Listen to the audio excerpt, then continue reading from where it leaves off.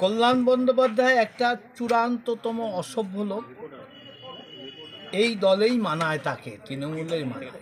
কারণ তিনি উপরাষ্ট্রপতির অঙ্গভঙ্গি করে নকল করে মিম করেন।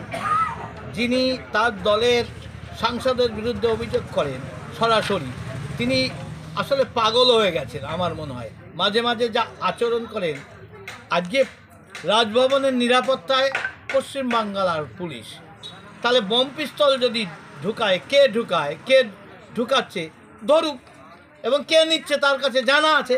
এই রকম ইতরতম কথা, অসভ্যতম কথাবার্তা বলে মানুষকে বোকা বানানোর চেষ্টা করা এদের মধ্যে চরিত্রহীন লোকের দ্বারাই সম্ভব।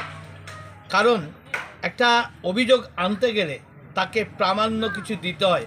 সাংসদ বলে যা খুশি বলবেন, যা খুশি করবেন, এটা হতে পারে না।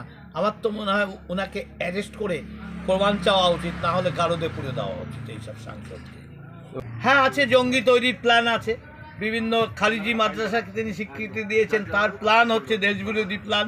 তার প্ল্যান হচ্ছে এমন শিক্ষা দেওয়া, ভারতবর্ষের যে ঐতিহ্যশালী ভাষাটাকে ভুলিয়ে দিয়ে, রাম নাম তুলে দিয়ে রামধনুকে রংধনু করে দেওয়া, বিভিন্ন ভারতীয় নামকে বাদ দিয়ে আরবীয় কালচারের নামগুলো শিক্ষাক্ষেত্রে ঢুকিয়ে দেওয়া, একাধিক তার সংস্কার আছে। তাই ABCD প্ল্যান তিনি ভবিষ্যতে জঙ্গি তৈরি করে এটা বৃহত্তর বাংলাদেশ তৈরি করবেন। মমতা ব্যানার্জির হয়তো এইরকম প্ল্যান আছেন, কিন্তু